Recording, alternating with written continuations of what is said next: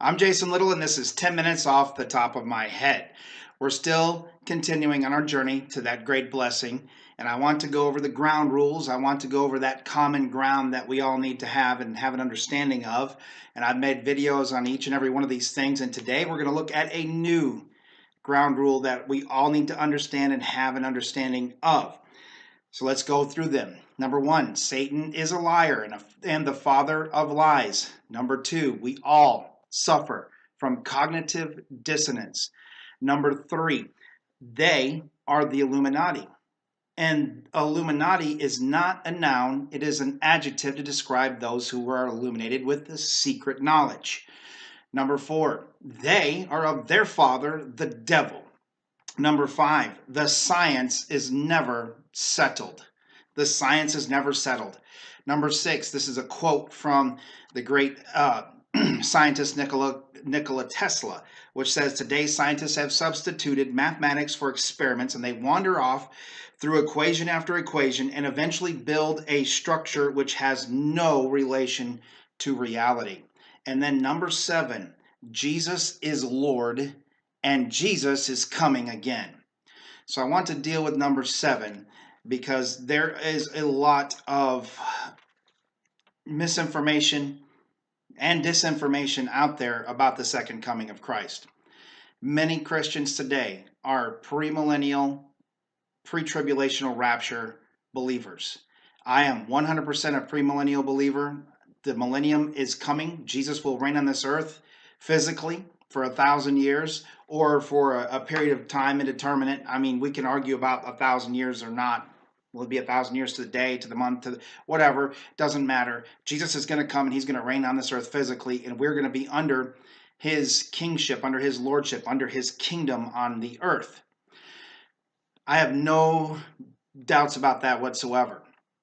But the pre-tribulational rapture, I do have doubts about. And I'm not going to make this video to argue about that. I'm not saying that it's not going to happen. I'm not saying that it is going to happen. I can't be dogmatic about it. I will say this. Those of you out there who think that you understand the book of Revelation are dead wrong. You don't understand the book of Revelation. In fact, you can't understand the book of Revelation unless you understand the book of Daniel. And you can't understand the book of Daniel because some of the things that are mentioned in the book of Daniel have not yet happened. Some of the things in Isaiah, some of the things in Jeremiah, some of the things in Ezekiel, these things have not yet happened. And we have to understand that if they haven't happened yet, we can't understand them, but we can apprehend them. Now, I'm a big-time believer that God is not going to allow us to go through the wrath of his judgment poured out on this earth. When you read the book of Revelation, we see that happening over and over again through the seven seals, the seven trumpets, the seven vials. We see that happening in the book of Revelation, the judgment of God being poured out on the earth, on the nations. I don't think God's going to put us through that. He's going to preserve us through it, or he's going to rapture us out of here before it even happens. I'm not exactly sure how all that's going to go down, and neither are you. So please don't make comments on this video saying, well, I know for sure and I know for a fact, because you really don't. You want to, and that's where cognitive dissonance will come in again and bite you right on the end of your nose. You think you know because that's what you've been told by somebody. That's what Tim LaHaye told you. That's what Jack Van Impe told you. Well, those guys are not experts in it either, any more than you can be or any more than I can be, because these things haven't happened. Let me give you an example. If you think about 9/11, the most profound event that's happened in modern history since Pearl Harbor, when you think about 9/11, what do you think about it? Oh, now you're a 9/11 truth or conspiracy theorist. I knew it, you nut job. Well, listen, calm down. Hang on a minute. Time out. What if I told you that over 60 times in popular culture, on television, that the events of 9/11 were referenced? Over 60 times prior to the event happening, going all the way back into the 1950s. What if I told you that? You would say, that's impossible. And I would say, no, I am your father.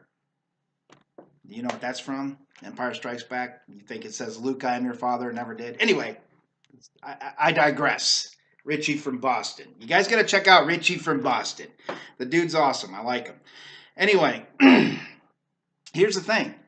There are over 60 references. I'm going to put a link in the description to a video from ODD TV that goes through those 60 different, and then there's more than that, references to the events of 9/11.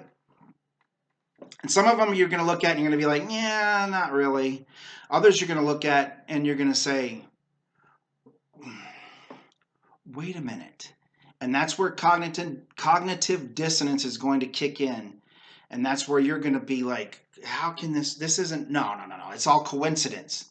Over 60 times, all coincidence.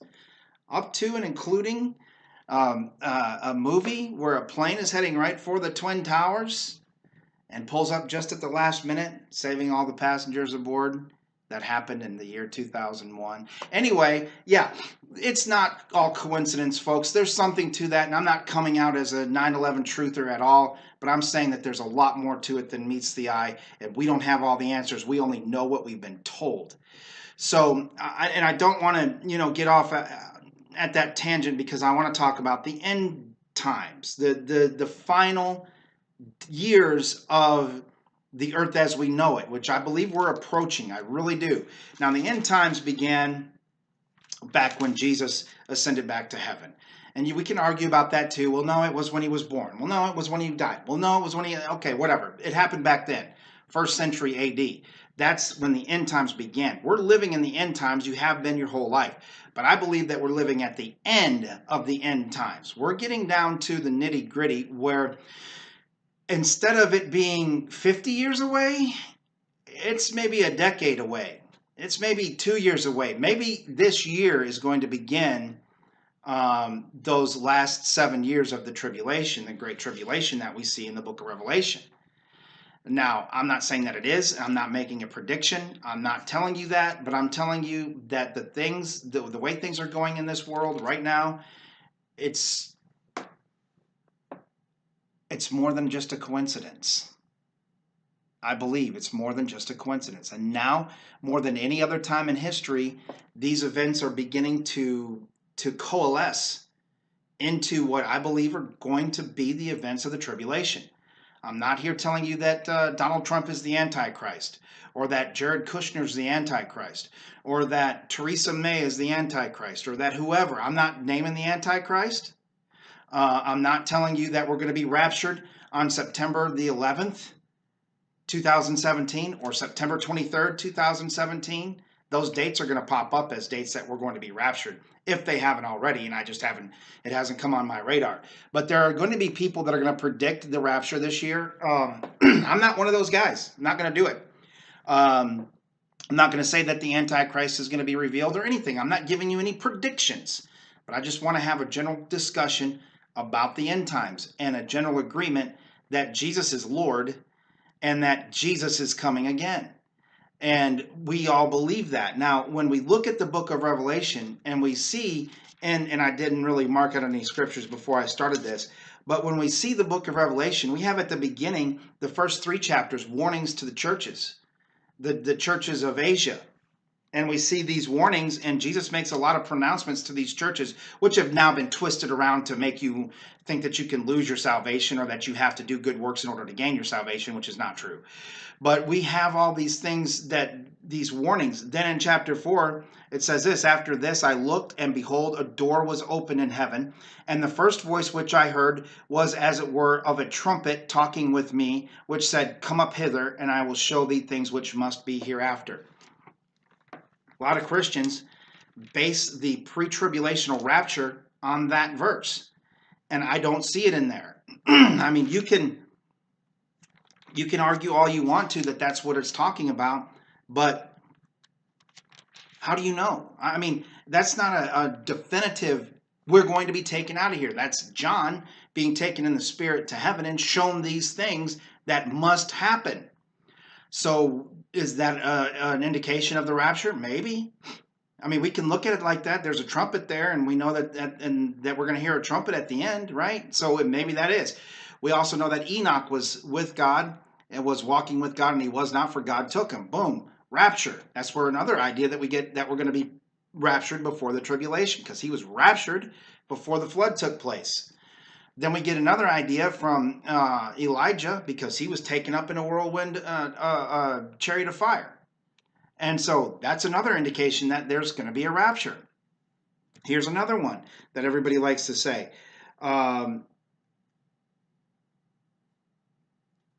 Where are we at? Oh, I'm looking in the wrong. I'm looking in 1 Timothy, not Thessalonians. So bear with me here one second. Somehow my Bible got flipped over. This is one that gets read at funerals a lot. But I would not have you to be ignorant, brethren, concerning them which are asleep, that ye sorrow not, even as others which have no hope.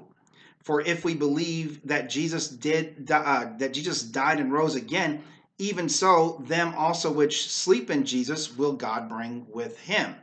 For this we say unto you by the word of the Lord, that we which are alive and remain unto the coming of the Lord shall not prevent them which are asleep. For the Lord himself shall descend from heaven with a shout, with the voice of the archangel, with the trump of God, and the dead in Christ shall rise first. Then we which are alive and remain shall be caught up together with him in the clouds to meet the Lord in the air, and so shall we ever be with the Lord. Wherefore comfort one another with these words. Does that say that it happens before the tribulation? No, it doesn't. And it could be the second coming, the revelation of Jesus Christ, in which this event takes place. It does not say, and you can't force it to say that, because you want to be raptured before the tribulation. Now in 2 Thessalonians, it says that we're not appointed to wrath, but that doesn't mean that we're going to be raptured. And this is where cognitive dissonance is going to kick in. Now, in my heart of hearts, I want to believe and need to believe that we're going to be raptured before the tribulation. But that's not necessarily the way that it's going to be. But here's the thing. Here's the point. It doesn't matter if we're raptured before the tribulation, or midway through the tribulation, or at the revelation of Jesus Christ. The rapture is going to happen. We just read about it there in 1 Thessalonians chapter 4. What's important is that God has not appointed us to wrath. We are not going to suffer the wrath of God being poured out on the earth during the tribulation. And if you say that you understand the book of Revelation, I say nonsense. You don't understand it. You can apprehend it, but you don't understand it. And it's ignorant to think that you do, because these things have not yet happened. And again, I draw you back to the illustration that I was using about 9/11. You sat there and watched some of these programs that are in this video that I'm going to place in the comments. You saw some of these things. You've heard some of these things before, but it never occurred to you that perhaps it was talking about the events that were going to transpire on September the 11th, 2001. And the fact of the matter is that 60 different instances is not a coincidence. Those were signposts. Something weird happened there. And I'm not prepared to say what, and I'm not prepared to say who, but I will say this: Satan is a liar and the father of lies. We all suffer from cognitive dissonance. It affects us all. They are the Illuminati, and Illuminati is not a noun, it is an adjective, and they are the ones that are illuminated. They're of their father, the devil. Now you put those four principles together, and you can come up with 9/11 being, yes, an inside job, being perpetrated on us not by necessarily the government of the United States of America, but by the Illuminati, those who are illuminated. I'm not saying that. That's not what this video is about. But I'm saying that the signposts were there all along, and none of us, except those who had the knowledge, understood what they were. Now, I'm going to post that video in the description. I hope that you'll watch it. Please like and subscribe. God bless you. See you on the next video.